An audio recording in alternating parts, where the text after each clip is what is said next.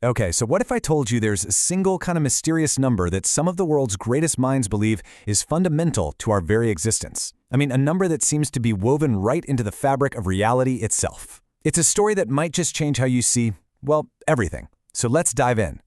And here it is. It's roughly 1 over 137. Now, it has a fancy name, the fine structure constant, and it's what's called a dimensionless constant. But to put it simply, this number basically dictates the strength of the electromagnetic force, how things like electrons and photons interact with each other. It is, without a doubt, a huge cornerstone of modern physics. And the stakes here? Well, according to a lot of physicists, they couldn't be higher. The conventional thinking goes like this. If this number were even a tiny bit different, say 1 over 136 or 1 over 138, the entire universe as we know it would just unravel. Stars wouldn't form, chemistry wouldn't work, life would be completely snuffed out before it even began. And all of that leads to this idea called the fine-tuned universe theory. The basic thought is that we've discovered these objective, fundamental numbers that reality is built on, and kind of suggests that out of a gazillion possible universes, each with different physical laws, we just happen to live in the one where all the dials are set perfectly for us to exist. We're the lucky ones. Now, that is a powerful, almost cosmic story about our place in the universe. It's really the story of science as discovery. But what if there's a completely different way to look at this whole thing? A really radical rethink of that entire idea. So let's just pause for a second and flip this concept on its head. What if this whole fine-tuned universe thing, and this special number 137, what if it's not some profound cosmic truth we've stumbled upon? What if the whole idea is completely backwards? Well, the source for this explainer puts it pretty bluntly. This idea that our universe is some special case, perfectly tuned by these sacred numbers, it's dismissed as, and this is a direct quote, all nonsense. Yeah, a pretty startling rejection of one of modern physics' most fascinating ideas. So, if they aren't discoveries, then what are they? Well, the core of this counter-argument is actually pretty simple, but it is profound. These so-called fundamental constants are not features of reality that we find. They are concepts that we as humans invent. But wait, how is that even possible? How could we invent a number that seems so absolutely crucial? Well, according to this view, it's all about the story we tell ourselves to make sense of what we see, and, more importantly, the process we use to get there.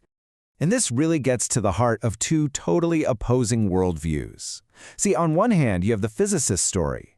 Reality is built on a mathematical foundation that we discover. But on the other hand, you have this author's view. We invent numbers to fit the measurements we take, all as part of a narrative we create to understand things.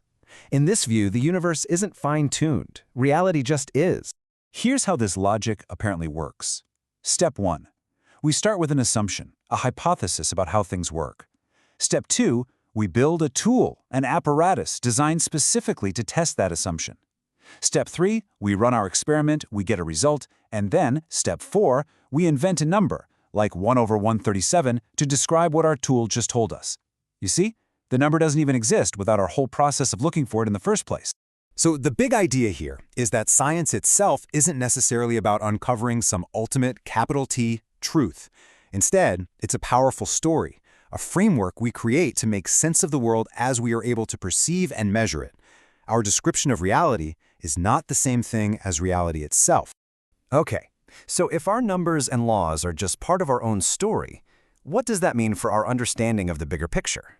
I mean, what is reality really like, beyond the version that we've constructed for ourselves?